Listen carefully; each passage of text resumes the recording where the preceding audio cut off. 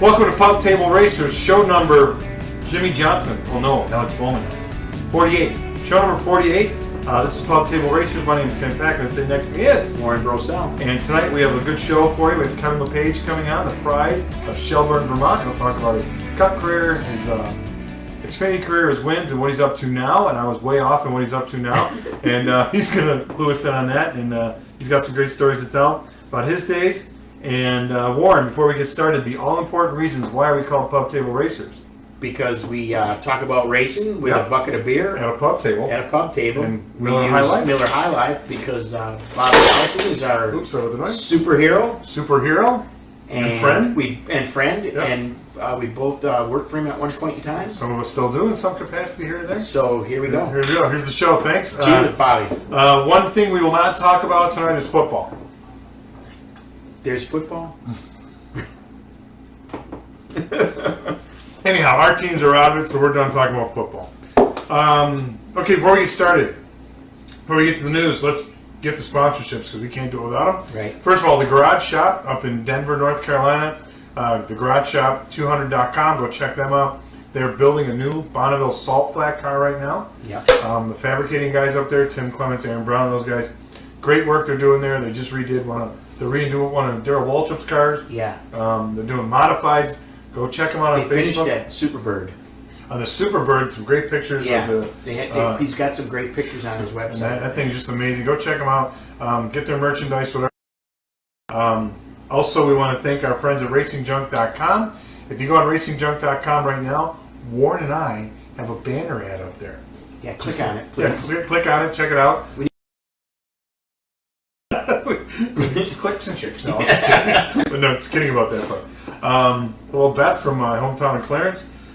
So go check them out. Buy, sell, trade, anything and everything from apparel to parts to cars to buildings. Right. Properties on there. They do great business. And RacingJunk.com. They got it going on there.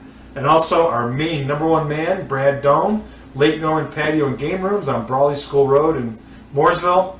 We have been there a couple times. Great outdoor furniture, great quality, high Adirondack chairs, regular low ones. The game room, that's your favorite pool part. Tables and air hockey and shuffle, foosball. Really nice. The shuffle part, yeah, it's good. And the tabletop hockey, those are, we talked about that. It all has, one thing we forget is all this memorabilia. Guitar, signed guitar collection. Right. And everything in there is for Star sale. Trek shirt. Oh, yeah, he's got a signed Captain Kirk wore. Captain Kirk, and as you mentioned, William Shatner. He's got CPAP now, you know. and for Boston That's Legal. a commercial. I keep seeing that commercial. Like, who cares? He does. And speaking of commercials, we are still looking for advertisers. If you want to jump on, right. We are very affordable and reasonable. Trust me. Call me. I'll let you know.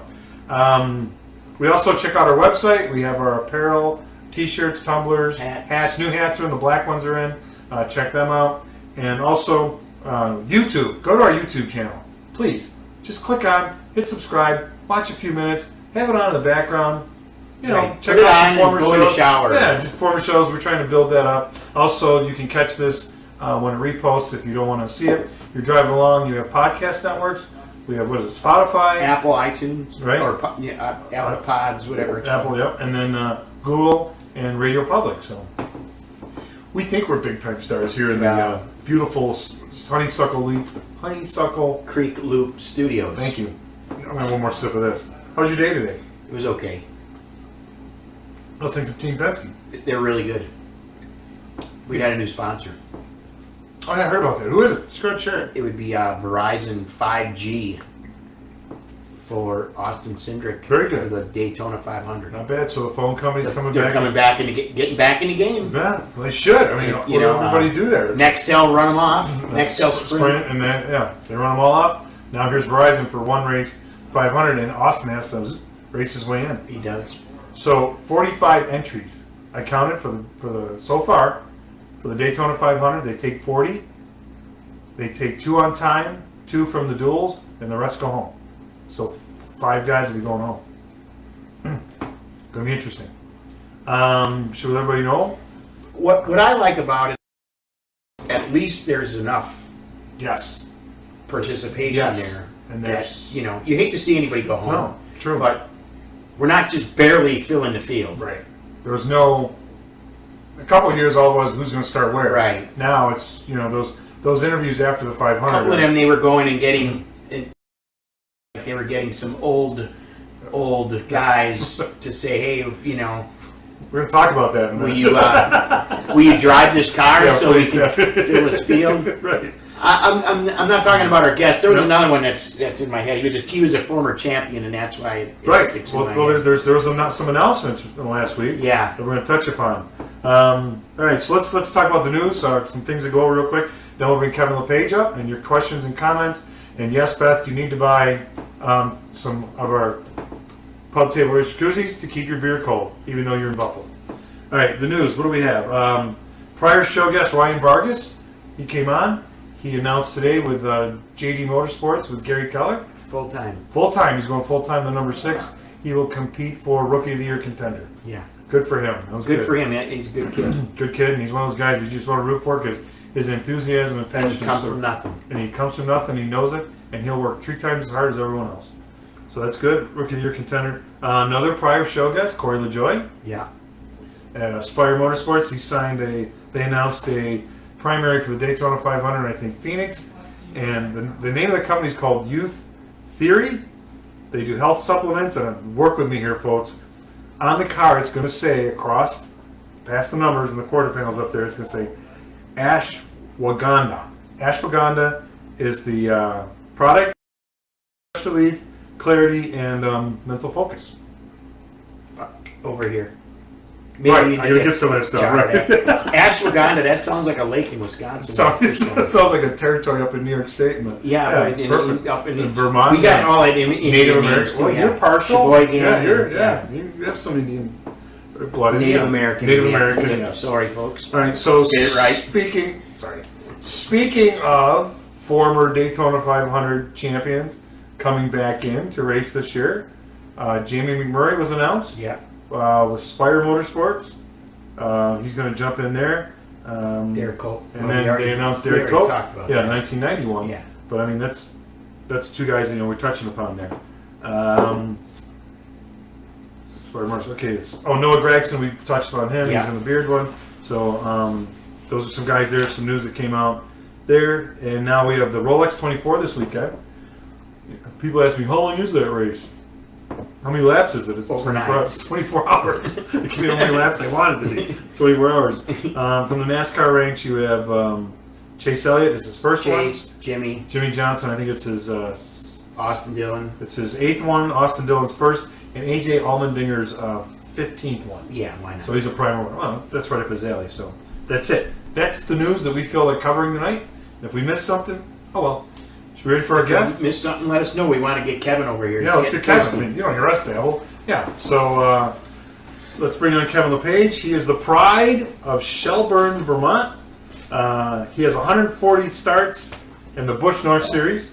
He has veteran of the NASCAR Cup Series, 201 starts, and 310 starts in Xfinity, and a 2-time winner in that series, Kevin Lepage. Welcome to the show. Appreciate you great coming. to have you guys. That's good. Thanks for coming. So good. So, first of all, you come from Shelburne, Vermont. Not really a hot spot of racing as we know it. What got you started? What inspired you to get into racing? Where did you develop your interest in the sport? Well, I mean, we could be here for several days, I guess, talking about it. But right. Long story short, my dad used to drag race years ago. Okay. And, I was just a car nut. And as our family grew, he had to give up the drag racing and raise the family. So he started a gas station towing business and that stuff, and so the racetrack called him up and said, "Hey, could you come up on a Saturday night and tow some cars off the racetrack and stuff?" So he started doing that. And what track was that? At Milton, Vermont. So I started to go in and sit in the infield, and next thing you know, I get caught because I was underage. So they threw me out, and I had to go up in the grandstands, and I of the grandstands to watch the racetrack, watch the drivers, the John Paul Cabanas, the Bobby Dragons, the Beaver Dragons, the Dave Dion's, to watch their lines and stuff. And next thing you know, my dad decided to buy a car for my brother.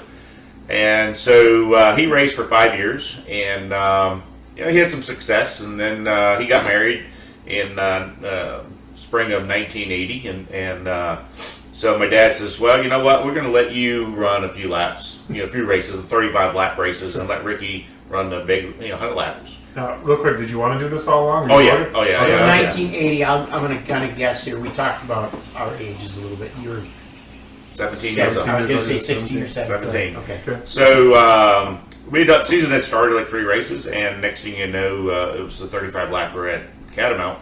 So first time on the racetrack. What kind of car, real quick? Ford. It was street stock? No, it was a late model. It was a 12-inch wheelbase V8 motor, steel body car. It was a NASCAR sanctioned track. Right. So like some kind of Fairlane or something, or it was a 80, it was probably like Ford Futura. Okay. There you go. So or Fairmont. A Fairmont. Yeah, Future is a Mercury product. And Fairmont was a Ford product. Right. And the real square. Yeah. So the first race was my heat race. I won the heat race. Went to the feature, finished 10th in the feature. Right. Sunday morning, my brother was fired, and the rest is history. Wait. Cheers. You got your own brother fired? Well, you got married, and how'd that go over? Not too good because makes your legs weak. All of that. my brother lived literally probably the length of your driveway from the race shop, and he had to drive by it every night on the way home from work. And there we are working on the race car, and he's not driving. And they say that you're not an athlete or you are an athlete. To me, I've been in the business for so long. You have to be an athlete to be a race car driver. Mm-hmm. I mean, just like you have to be an athlete to be a baseball player. Right. Or, it's in your genetics.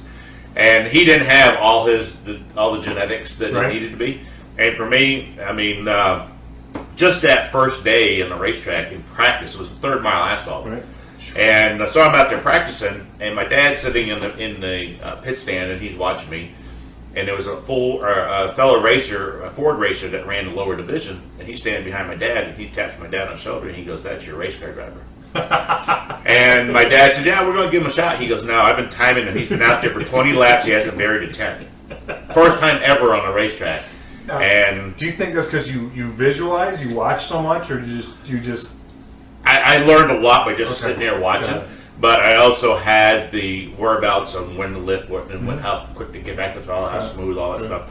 And it made for some difficult times in the family. But when I moved down here in 1994, he was my biggest fan. So So you're up there racing, then you did Busch North. Okay, and you started Busch racing. North, and then Busch North went away. Right. And when NASCAR went away, then Tom Crowley had a decision to split from NASCAR. And so it was the same thing the Indy cars did several years ago. They split. So half of our teams went to NASCAR North, and the other half stayed with Tom Crowley and formed ACT. ACT, that's right. ASA series, the type cars, the plastic cars, and when I left left Vermont in 1990. Winter of '93 to come down here, ACT was still going. So you started racing in 1980. Yep. Okay, so for 13 years you honed your work, you raced up there. Yep. All asphalt. All asphalt. Any track championships up there? Or? No track champions. 3rd was my best. Okay. Won a lot of races. Probably one of the coolest races that ever went up there was the Vermont Milk Bowl. Mm-hmm. Oh, the Milk Bowl. And legendary. I won that 3 times. And when I moved down here, I was only 1 of 2 drivers that won it more than once. Right. Robbie Crouch won it 4 times. I was a 3-time winner.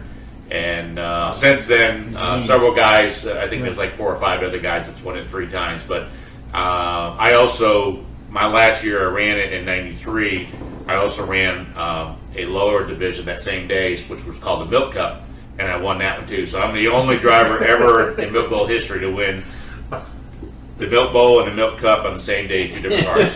You're just greedy, man. I was, so... Can someone help me take I'll draw the Milk Cup. But, it was one of those races that is like our Daytona 500. Yeah, You could win. Milk Bowl's huge. I mean, when you go up there, if you go to Thunder Road and you go out behind the grandstand, they have these big granite statues and engravings of all the winners. Mm-hmm. And to look at how many guys have won that race and more than once and then more than twice, the numbers are very small. And that race has been around, I think, almost 60 years now. Yeah. So maybe guys that we might know that you were beating up there that are also made it to NASCAR. Anybody? Well, it's funny that you brought that up. I was playing golf at Thompson Speedway, and with Tom Crowley one day in LaJoy, and we're out there, and I said, "Hey, Tom," I said, "Look," I says, honestly, he said, "Who do you think in our series today can make it in NASCAR down south?" And without beating an eyelash, he goes, Lepage, LaJoy, Craven, McDonald. There you go. All So Randy McDonald came down. He started out. He got hurt in his career. LaJoy, multi-time champion, multi-race winner. Craven, Cup winner and champion in the Busch Series. Right. Myself, who never won a championship down here, but won 2 races. Sure. Should have won. You were competitive a lot. So Yeah. If I had to go back today and replace some of the races, I became a better driver as my career was going away, and I didn't have the equipment that teams thought I had, and I made some driver mistakes, but you know what? To be from Shelburne, Vermont, to be down here for as long as I had been, I got nothing to take away from it. So what got your break from Vermont to here? What put you, like, when someone said, "Hey, we want to come drive for it"? Well, Tom, real quick, Tom Crowley, people know he was the promoter of ACT the series and the track. For Thunder Road, Thunder Catamount. Legendary. So his saying as a promoter was, if you're going to fight on the front stretch. If you don't, you're out of here. And ACT was like ASA? American Canadian Tour. So we raced in Canada and in the United States. We have someone from Canada and Montreal Canadian. Well, the one thing about Tom Crowley, and just real quick, Tom Crowley and Jean-Paul Cabana were my best men. Oh. And the reason I picked those guys to be my best man was when I was in Canada racing, we used to race at Cayuga Speedway. And the owner up there was corn party, corn and beer party. Corn roast. Well, I was sitting there with one driver one night, the night before the race, and we're just pounding beers. I'm 22 years old, 23 years old, and Jean-Paul Cabana comes over and he grabs me by the arm and he says, "Come on, let's go." And this is like 5 o'clock, 6 o'clock in the afternoon. And I'm like, I'm good. And he grabbed me, and he actually probably left fingerprints in my arm. And he said, "Come on, you're coming with me." So I got in his van, and he took us back to the hotel, and he looked at me, and he says, "You'll never, ever become a race car driver or make it down south with attitudes like that. But you're good." And he says, "You want to drink, you can drink, at home, whatever. But when you come to a race, regardless of what day it is, you do not drink. You focus on racing. That's what you need to do." Tom Crowley on the other side of the corn. corn. If you're a driver. Yeah, well, if you're a driver. I mean, I might have been at that same corn car. I'm 19, I'm at Cayuga for an ESA race. And you're not leaving at 5 with the o'clock. Miller American Ford with Mark Martin. Yeah. So I don't even know how the hell I got home. Tom Crowley, he was a guy that he would tell you if it was black, it was black. If it was white, it was white. There was no sugarcoating. Right. And he groomed me throughout the process of coming south. And so in 93, toward the end of the season of 93, Tom Crowley and Ken Squire came to me and said, "Look, Kevin, now is your time to move. You need to go south. You've done everything you can up here. Time to move." Yeah, it was blowing up too. Yeah. So they got me some passes for Rockingham Speedway. My wife and I came down. We met with some team owners. And even back in 93, people would say, "What can you bring us?" And so I met with one team, and they were out of Pennsylvania. It was a new team. And we set up a meeting the following week. We came back to Pennsylvania, and it was between myself and Mike Stefani. Okay. Mm-hmm. It was the number 1 car out of Pennsylvania. And they picked Mike over me because Mike had won modified championships, and they said, "Well, he's got a little bit more name." I said, "That's fine, no worries." So we came back and from that ride, and I said to my wife, I said, "How hard can it be to own a team down there? We did it up home for all these years. Let's try to find some sponsor." Well, lo and behold, in Shelburne, Vermont, the Vermont Teddy Bear Company's factories there. Yep. And the guy who started Vermont Teddy Bear was a good customer at my dad's gas station. Perfect. So we put a marketing proposal together. They were just coming off, and we met with them, and they're like, "Man, this is a great idea." So they sponsored us for 2 years. Wow. And in the first year That's when a we great came down story. here, I love that. That's good when we stuff. came down here, halfway through that year, I don't even know if it made it through halfway that year. Mike's team out of Pennsylvania shut down. They ran out of money, and Mike ended up going back home. And Did you send him a teddy bear? I did not. I did not. But we ended up, being successful for 2 years until Vermont Teddy Bear. They had a little trouble, and so we had to shut our team down in 1998. That's right. Okay, and then from there, 1998. It was actually kind of funny. I don't know if it was funny or not, but I'm down. I told my guys in '98 that I would run, or excuse me, '96. Ran '94, '95 with Vermont Teddy Bear. '96, I would run the first 7 races unsponsored, just to see if we could land something. Right. And then we had a 2-week break. yeah. Well, believe it or not, in 1996, in those first 7 races, we sent home an average of 22 Busch cars a race. Wow, that's right. So many people were showing up. Yeah. 22 cars at home for a 43-car field. Yeah. And so we made all 7 of them, but we couldn't track a sponsor. Right. So I'm down in Atlanta, and I blew a motor up. And so I'm in the trailer, and all of a sudden I see, as I'm changing, we had an open trailer back then, box trailer. Right. And I see this guy walking by, a race car driver, with 4 shocks in his hands. I interrupt you real quick. Was that 2-day qualifying then? Oh, yeah. Okay. Yeah. Hell yeah. I don't remember when it ended, but I was thinking that's 2-day qualifying with that many cars. Right. So you, Yeah. and just so our fans know, because not all of them know, Right. we used to have a last chance qualifying on Saturday. Yeah. Was yours on Saturday also? Or The on- Busch races were on Saturday. So was the qualifying both on? How And did they do that? I don't remember. we ran a Friday qualifying. Yeah.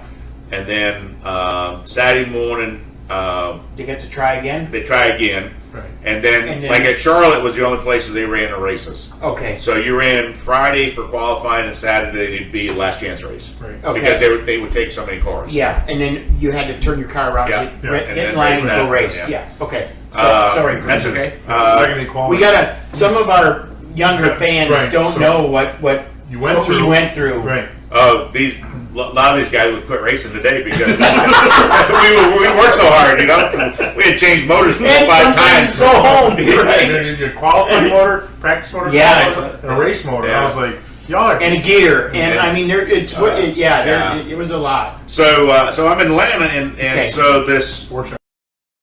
and next thing I know, this car owner standing at my door when he goes, "Would you mind taking my car out for a ride?" And I'm like, "We're in the middle of the race here." And he goes, "Yeah, my driver says the car's evil. He can't drive it." And this is at Atlanta. Right.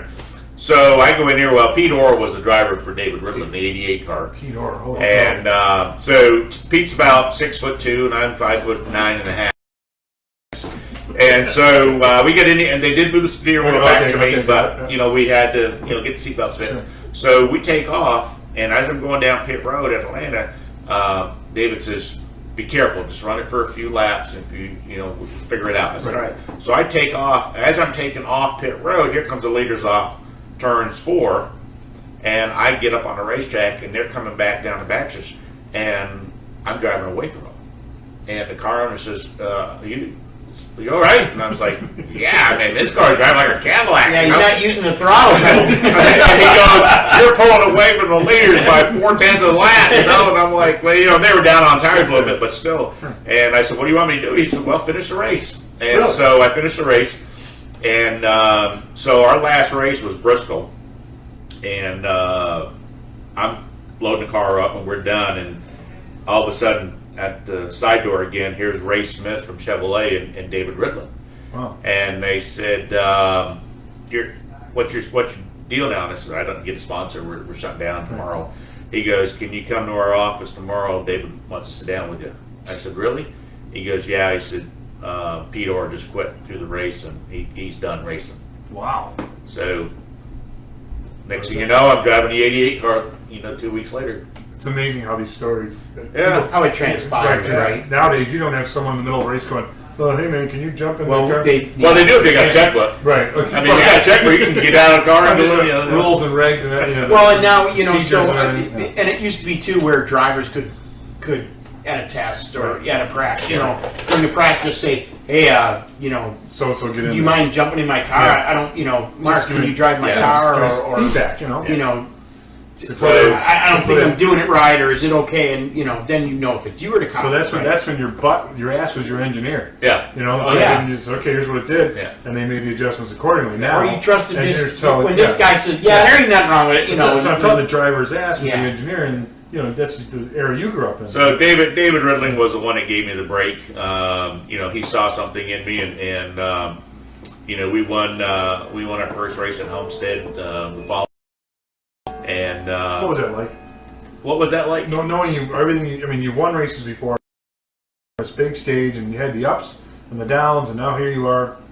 You have a great showing on a happenstance. You break, and then someone comes, jump in my car, you get noticed, and now you're running, and now you're in victory lane. Well, the thing down in Homestead was we had a fast car.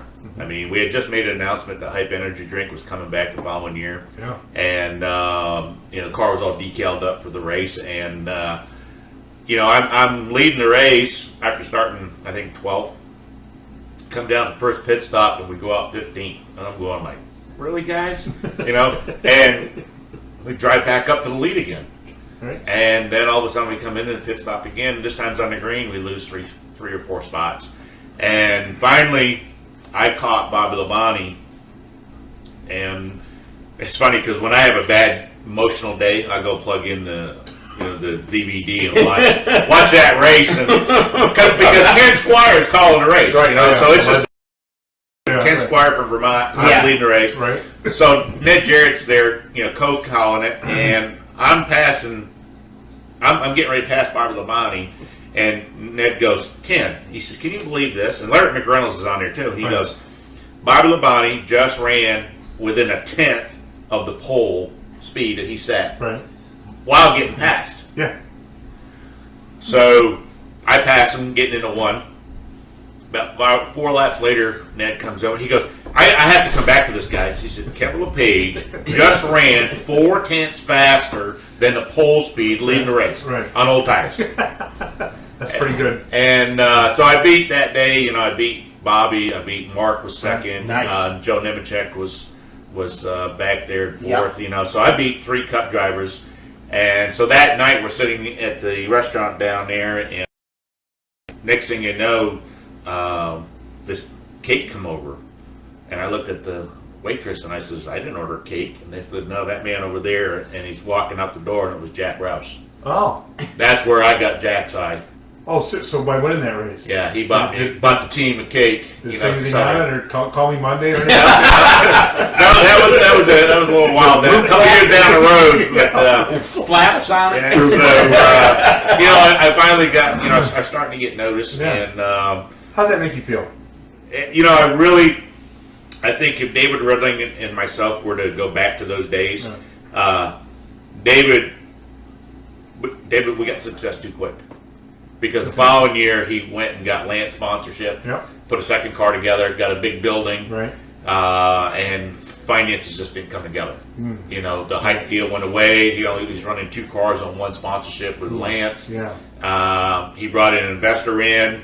The investor had a son. I mean, there was a lot of pieces of the puzzle that didn't work too good, and a lot of spoons in the soup. Yeah, before you know it, I was out of ride within a couple years, and I was out of ride for a full-time deal in the Busch Series, but I ended up getting a deal with Channel Lock deal, and I ended up getting a Cup ride. So I mean, my career kept going where David stopped. Right. And I That's wish. unfortunate. Sometimes. Yeah. And sometimes these car owners. I mean, I've seen it even today. They come in with these aspirations to be successful, and Game Motorsports, anybody? If it gets there too fast, then all of a sudden their head gets way too big. Yeah. Right. And by the time then they keep spending, and before you know it, you're out of business.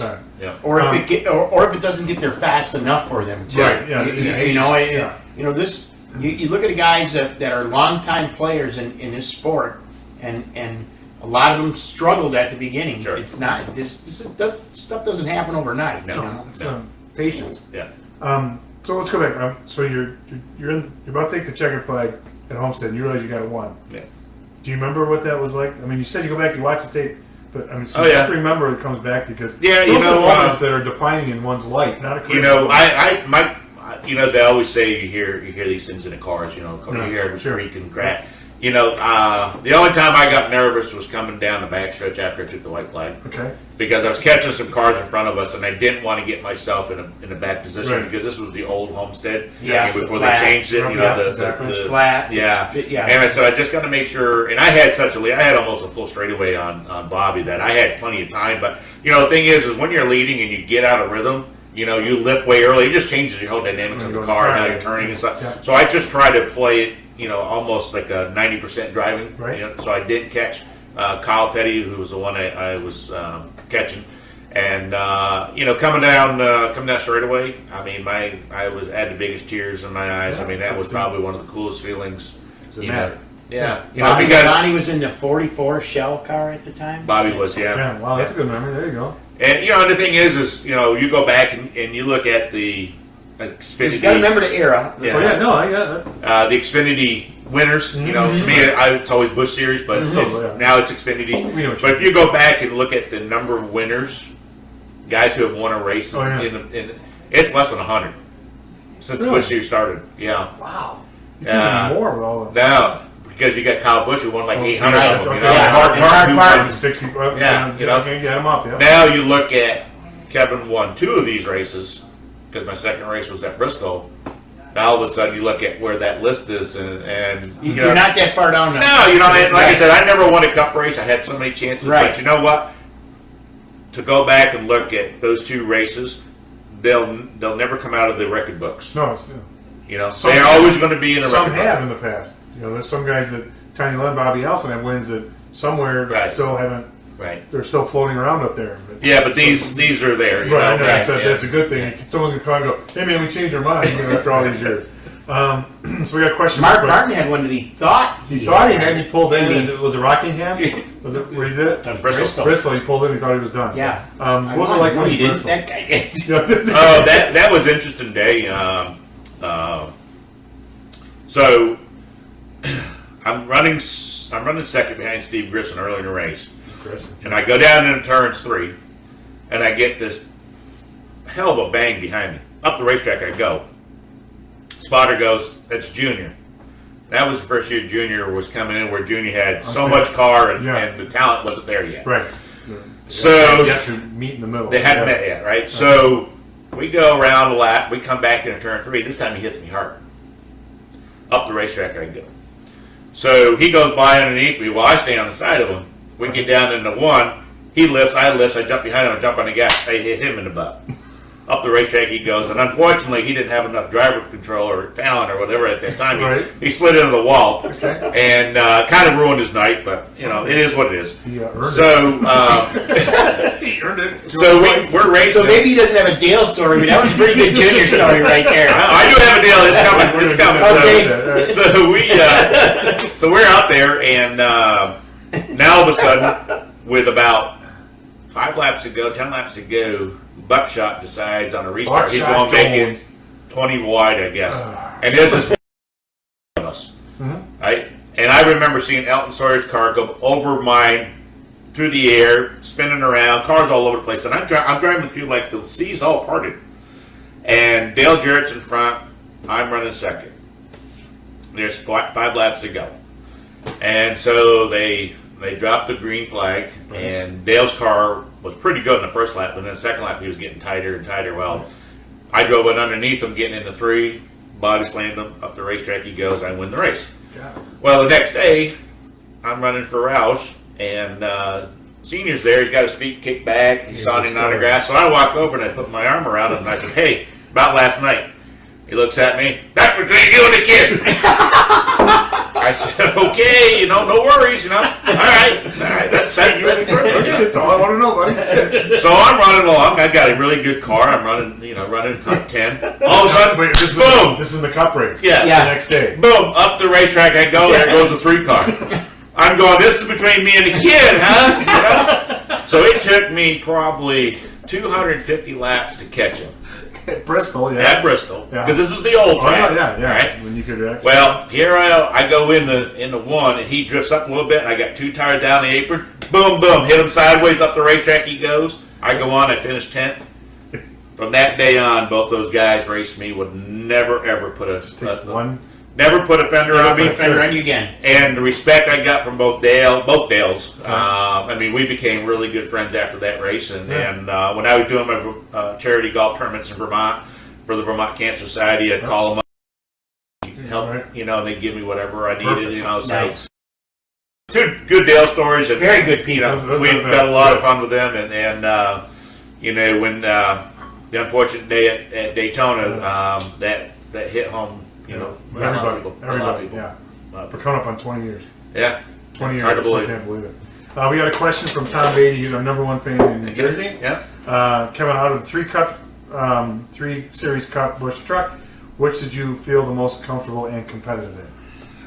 To be honest with you, I did more in the Xfinity and or Busch Series than the Cup Series, but. The Cup cars, like I said, I wish I had several races. I mean, I had, when they said they had a monkey on your back for drivers and they had a lot of issues, I mean, I had a girl on my back. We're at Pocono in the 16 car. There's 2 cars on a lead lap. We're at the last fuel window.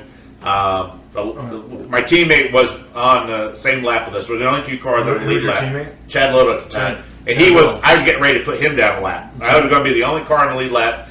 Once everybody made the pit stop, there wasn't a caution. I was going to win the race because I could make it to the end. They're telling me, pit this time. I get to the tunnel turn. I get out of the tunnel turn. Next thing you know, the car jumps sideways and hit the wall. And I'm like, what the heck happened? So we come down in. The car is totaled. The crew's mad. Jack Rouse is mad. So I go home and I said, there's something. I ran over something. And they're like, no. Well, that day, we had built this pan by the battery box for Aero. And my older sister used to tape all the races.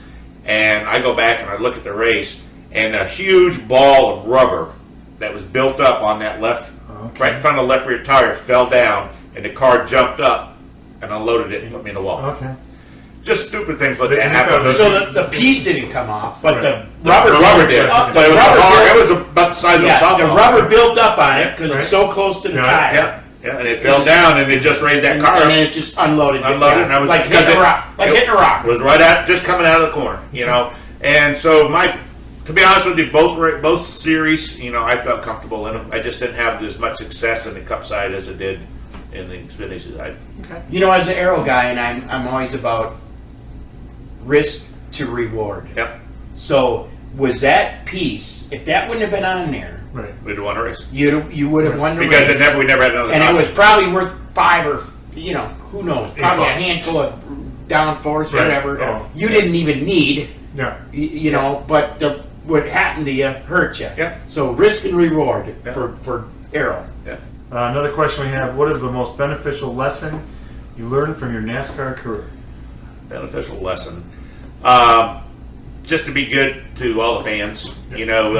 Honestly, my motto was I didn't want to go to a racetrack if I wasn't a fan in the grandstand. I hated racing on Mondays when we had rain delays because there was hardly any fans there. Right. Because the fans, no matter if I was in New Hampshire, if I was in California, if I was in Texas, there was always a fan that would come up to me and say, "Hey, I remember watching you at this racetrack. Can I get your autograph?" Yeah. And the fans were the most important thing for me, and I gave back to the fans more than a lot of people do. So, a question. Awesome. Something I've been thinking about, writing about. Because you came up with the short tracks, you did, I did. There seems to be like a big disconnect between NASCAR and the short track, grassroots. And now back in the day, like Bobby Allison would run short tracks, other guys run short track. In your mind, I'm just asking you while we're sitting on, what do you think could be done to kind of get that reconnect? Because, I mean, back in the day, guys would run these short tracks, Earnhardt, all these guys, and Bickle was on, he said they'd come to Slinger, and it was like the hugest night ever, because fans would walk out with a memory, a picture, maybe a shake of a hand, an autograph, and they would be like, "That's my guy." And then, so what needs to be done? Because the buses showed up, and after a race now, it's like everybody leave. Back in the day, they all hang out afterwards. Well, I think what happens if the drivers, myself, would go up to a Lee Speedway or a Thunder Road or a Slinger or whatever and jump into a late model car that somebody up there built. Like they used to. Like we used to. Right. Instead, they say, "Hey, Kyle Busch, will you come to Slinger?" "Yep, I'll be right there." And he brings his car that was built at KBM, that's been on a pull-down rig for 3 months. Yeah. It's like when they used to go to rocket ship. Yeah, it's like when they used to go to Oxford 250. Right. They would bring their cars. They would build a specific car. Right. And I forget who the crew chief was for Harvick. He was talking to me. We were going to one race one day, and about the racetrack. He says, "Well, we've been seeing all this video. What do you think about? What do you compare it to?" He says, "We're building a car just for that race, a late model." A little 2-barrel carburetor, crate motor car, but they're building it. They have an agenda. Yeah, to win that race. Right. Where before, when I used to go up there into these races, after I came down here, it was for me to go back and get back to the fans. Right, exactly. Because they wanted to see me, right? They want to see me come home, and race. And then I was racing on level field because I was racing with somebody else's car, your car, his car. Right. I wasn't bringing my own horse up there. So I'll go back to ASA when I started as a kid. I'm 19. I'm working for Jerry Gunderman, G&G Trucking, ASA car. Jerry. And Bobby would come and drive our car. Davey would come and drive our car. Allison. Waltrip might need a car to run Slinger, and we'd put something together for him. And it was not his car. Right. It was our stuff that was good at Slinger. Sure. But it was for them to come and race it, and we just put a seat in it and got them comfortable. They'd make some laps, and boom, and it's go. Like, it's like we were at Cayuga one year, and Senior was racing that weekend. Him and Buddy Baker were in, or they both was there. Well, Buddy came up a day early. Dale ended up doing something. He was racing. That number 8 car, Nova, never left the jack stands. Dale got in the car that morning, started dead last, and lapped the field. Lapped the field. Not just one car or 10 cars. He lapped the field and won the race. Now, how much superior do you think that car was to what we ran that day? Sure. Okay. And so, it's like when I race, from Cup Series when I was running for David Ridling or the Channel Lock car. We ran cars like Dale Jarrett ran a car out of Hickory. Right. We didn't run against Cup teams. Right. And today, if you look at the Xfinity program today, you go out there and you're going to run against Penske, Gibbs, Childress, Roush. Roush's not there, but Stuart Haas. You're going to run against Cup teams. Established teams. Where before, when I was coming up, we would run against a guy who could go out and buy. My car. Roush built me 2 chassis, and I built them. I went to Hutchins & Pagan and bought the same parts that Mark Martin had on his cars. Sure. And I ran Cosworth motors. He ran Roush motors. And unfortunately, if it wasn't for me out running them cars, Cosworth would still be in the business. Yeah. But Cosworth got a phone call from Ford saying you need to stop building these guys motors because Jack Roush was the engine builder for Ford, and Cosworth came in, and they hadn't quite done the Yates deal yet. Right. And I think it was when I was a lap down at Vegas, we had a throttle sticker in the race, and Jeff Burton was leading the race, and I was on the inside. Before I got into turn 1, I was 4 car lengths ahead of him. By the time I got down the backstretch, I was 8 car lengths ahead of him. In a Cosworth motor. Cosworth motor. Same cars because we both had Roush cars, chassis, but I built my own bodies and stuff. And Jeff Burton come over the radio and he said, "Jack, that's a real motor right there." And that was probably the end of the Cosworth deal. Okay, that's a shame. Wow, could you imagine? I bet his hat went flipping over on his head. Well, and it's like this, and team owners hate when their motors get bashed. Oh, sure, yeah, because they put so much in. And because I've been doing aero my whole career, it's always aero. It's always them bodies ain't good enough. You know why? Because you can't see it. You can't dyno it. You can't. So it's out there. And it's always not the motor. Right. It's not the water heater. Well, speaking about that, when I was in between rides, Doug Yates called me up one day and he says, and I was running a limited schedule for the Pete car, and which was Ford's, and Doug was doing our motors, and he says, "Can you come meet with me?" I was like, "Yeah, sure." So I go up to his shop. He goes, "I want you to run one of my cars at Atlanta." I'm like, "Really?" I said, "Which one, Dale's or Elliott's?" He goes, "No, I'm putting a third car out there." I was like, "What do you mean?" He says, "Well, both of my drivers think my cars are terrible. I want you to go. I want you to run one. The Arrow. The whole thing. The whole package." package. Okay. All right, okay. Got He it. says, "Here's what you're going to do." He says, "Bring me a seat." He says, "We're going to put the seat in the car, get you all set up. You're going to have your hauler come in. They're going to load it up into the hauler, and you're going to follow our hauler down to the racetrack. Right. And all you're going to do is drive." I said, "All right, no problem." So we go down there. I qualified, I think, 10th. Right. Elliott was 29th. DJ was provisional. We dropped the rag, and I had them almost both down a lap before half the first tire stop, and I blew a right front tire coming down the straightaway.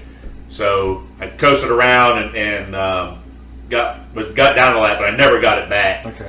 But It wasn't the motor. It wasn't the body. It was the camber. Right. yeah, it was just an issue, But what was even funnier, we're getting ready to qualify, and on the steering wheel, on Elliott's steering wheel, they Right, said Sadler, right? Elliott Sadler, and they said don't let your third team car out qualify you. And they did the same thing for DJ, and I was a third team car, but. And you have qualified. Oh yeah, Very yeah. nice. And the thing is, people sit there and say, "Well, Cup teams, they're no different." Well, I'll tell you right now, folks, that was like driving a Cadillac versus a Volkswagen, and I was always driving a Volkswagen with these, Right. back marker teams. Right. That was a Cadillac, and that car was just amazing. So Now, you brought up your wife Donna a few times. Now, Huh? there's one thing. She was your spotter. she was How long did she do that for? 365 days a year. She'd tell me what to do. And then on the weekends, you got paid for it. Yeah. They still do now. She became a spotter years ago. We started at home. We bought a set of radios, and my dad we gave my dad the radio because he was the owner. And this is before I took over the deal. And my dad would watch the race instead of watch me. And so there was accidents happening. He didn't know where I was, So she took it over, and she became a spotter all the way up till we got into the Cup Series. Okay. At least at Roush, she would spot and practice for Roush, but then in the race day we'd have our own spotter. Right. She did a great job, and we actually hired her out to some different teams, and some of the crew chiefs would come over and say to Donna, say, "Hey, he's got a foul mouth." And she said, "He'll only say that word one time, and I'll shut the radio off." And then they would tell him that, and she would shut the radio off, and the spotter would come, or the crew chief would come over and say, "Man, that was the best we've ever had." He never said a word. He told us what was going on, and never heard him say "please" before. So how are you, like a lot of drivers, how are you on the radio to your crew chief, and like you talk about some bad pit stops and stuff, because it's legendary what you hear now because they record the whole thing. So you're having worked on cars and come up to the ranch, what that's all about. So how are you towards them if something didn't First of all, let's say this. He doesn't have the luxury of having what they have now. Right. Most of the crew guys go from Cup down to Xfinity. Like Austin Cindric has Cup guys. Right. He's got some guys that Showed up. I might have pitted for you one time. I can't remember, Right. but he's got a bunch of guys that they put together with Wing and a Prayer. Yeah. That maybe they got some guys from Penske. Right. We got a tire change from Sure. Penske. We got a guy from Gibbs. We got a guy from Roush. Right. And they're all going to come here and pit my Pitch your car. car. Well, when I was in my own deal, we had our own crew. Okay. Okay, and They all worked at the shop. they all worked. Well, a lot of them were volunteer. They would come weekends. Okay. And then when we went to Ridlands, we had the same thing. We had our own crew. It was only when I got to the Cup side where when I went to the smaller teams, we would bring in their secondary crew guys. Yeah. But the one thing I learned as an owner and a driver, and it goes way back to a race up in Canada. I went out on a racetrack. This was our biggest racetrack. It was 7/8 mile racetrack up there, or 5/8 mile, excuse me, tri-oval. And I went out and I was running, and all of a sudden the steering wheel was ready to fall off in my hands. And I came in. I knew exactly what happened because I just done a camber change. Well, they never tightened up the bolts. And I come in and I sit on a doorpost, and I was cussing these guys out. And all of a sudden I could see everybody in the garage here look over their cars, and they were looking over at me. Right then and there, I realized that there was no I in team. We all make mistakes. So when we had a bad mistake, to be honest with you, I would leave pit road. Like when I was down in Homestead, I would leave pit road and I wouldn't say nothing for a lap. Which is the worst thing you can do. No, it was good for me because they calmed me down, but they knew right off that we made a mistake. And so I never treated my guys bad. I mean, because like I said, we came as a team and we left as a team. That's good. I was just curious, especially with Donna spotting. Well, had to be. The thing is, when Donna was spotting it, and a lot of people didn't understand this, we took our wedding bands off. She had a job. I was a driver, and she was a spotter. Got it. That's how we had to look at it, because if she treated me as a husband, I treated her as a wife. Right. It worked out. No, so she would cuss me out up on the roof, and I would cuss her out because she missed a wreck or whatever, And you drove me right into it. And no, most of the time I was. Oh yeah, we're having chili tomorrow. Don't forget Mom's house Sunday. So no, it was good times. It was good times. You don't get that element of love. This is the first interview we had with her. I was going spotter driver. Never again. So, all right, so that's good. But she's also going to protect you. Never. Really? Nope. She treated me as a driver. I mean, okay. Never. I meant protect you like out on the track. I just meant like she's gonna. She didn't do anything more than she would do if you were a driver. Right. That was her job. I mean, and she always would rather see me getting an accident from the roof than sitting on top of the pit. Oh, sure. Because then she could sit there and decide how bad the wreck was. Once she had a radio on, she could talk to you. Yeah. And well, she never would. She would let the crew chief say something first. Yeah. But I always told people, they asked how the relationship was, and how it was being a driver, and I said, look, it's my office or my coffin. I can go to work and die at my office. And that's how I looked at it. Okay, question from Las Vegas. Okay. His name's Jim Packman, related brother. Besides race cars, what other type of vehicle would you like to race competitively? I wouldn't mind doing some road racing. Okay. I thought about going late model racing, and I did that a little bit. It was because you were a cup driver, they would just beat and bang you. I'd rather go road racing where you could just go out Like and have SCCA stuff. Yeah. I did 24 hours of Daytona one year, and Nice. I was just getting ready to do one of the stints, and the motor blew up. But we had a really fast. Out of the 4 drivers, and even Scott Legacy Senior was one of our drivers. I was number 2. Okay. And never been to Daytona before. Oh. On a road course, and we had I had a good teacher, Riggins.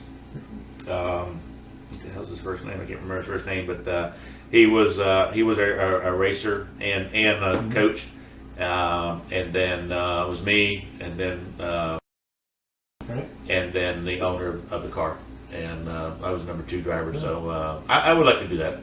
So Wally McCarty, Wally. Okay, yeah. He says, absolutely love how racers, you, Waltrip, Bobby Allison, Trickle, Perdome, and I have such vivid memories of the races and experience they've endured lap by lap, race by race. What you are sharing tonight is, in his opinion, what makes motorsports so special and unique. So that's good, and it's good. All right, so I was way off everybody when I said, here's what Kevin's doing now. He's not into real estate, but does have to do something with land.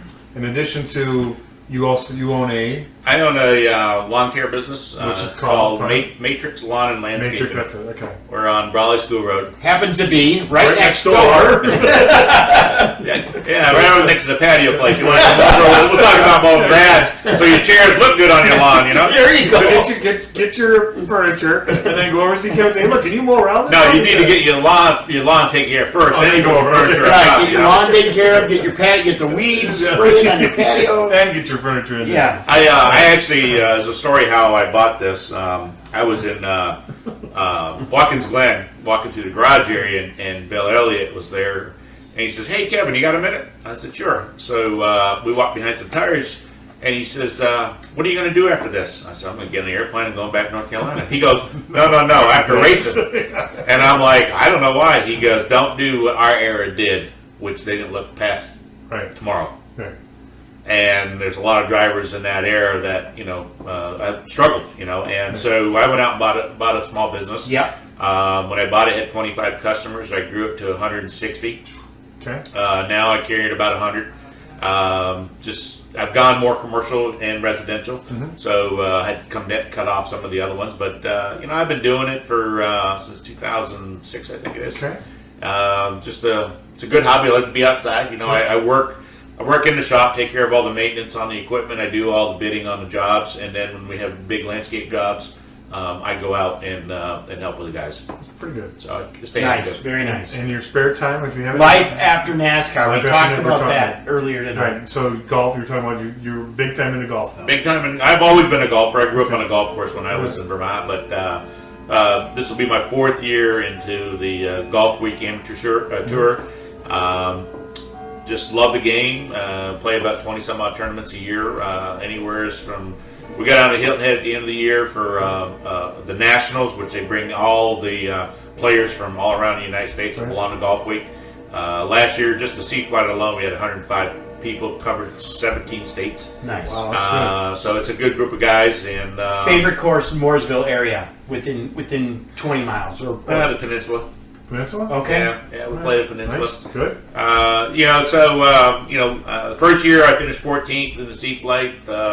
2019 I won the sea flight championship, 2 tournaments. 18 I won the sea flight championship, Nice.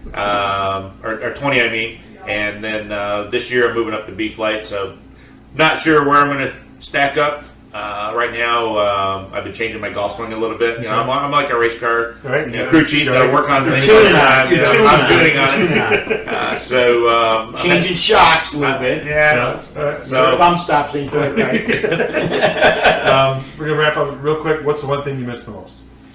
Being in racing anymore. Probably the guys. Camaraderie. Yeah, you got to remember when I came down here, we would leave. Back in the day, we'd leave on a Wednesday or a Thursday and come back Sunday night. Yep. We'd be in Daytona for 2 weeks, and play a lot of golf with guys, Yeah. and to see that family atmosphere, our friends all the time. That's probably what I miss the most.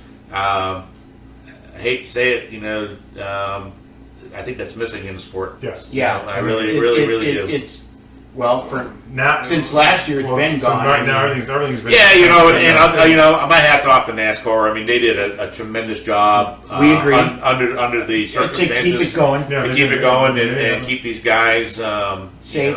Safe and they got through. They got through it, and it gave them a platform for 2021 and 2022 with a lot of single days. Right. I don't know what the difference is between the Brad Keselowski's and the Kevin Lepage, except 20 years of difference. But we used to be gone for a lot of days. Yes. Throughout our year. We'd start in January testing, and we'd go all the way up till week before Thanksgiving. Well, so what I can tell you about that is Brad's a super nice guy. He's bought me dinner, and he's a great guy. Not just Bart. And now that you sat here with me, I think you're a great guy. You don't have to buy me dinner or anything, but I would definitely love to golf with you at some point in time. Brad owns a jet, and you don't, and that's about it. Otherwise, I'd say you're pretty close. Yeah. Well, what I'm saying is, Brad is a big person, vocal as far as being at the racetrack for some. I think you miss that fan base. You miss all that stuff. Yeah, hanging out. But at the end of the day, I mean, in 30 years of being down here and racing and all that kind of stuff, I've seen a whole lot of changes. And for the next 20 years, there's going to be a lot more changes.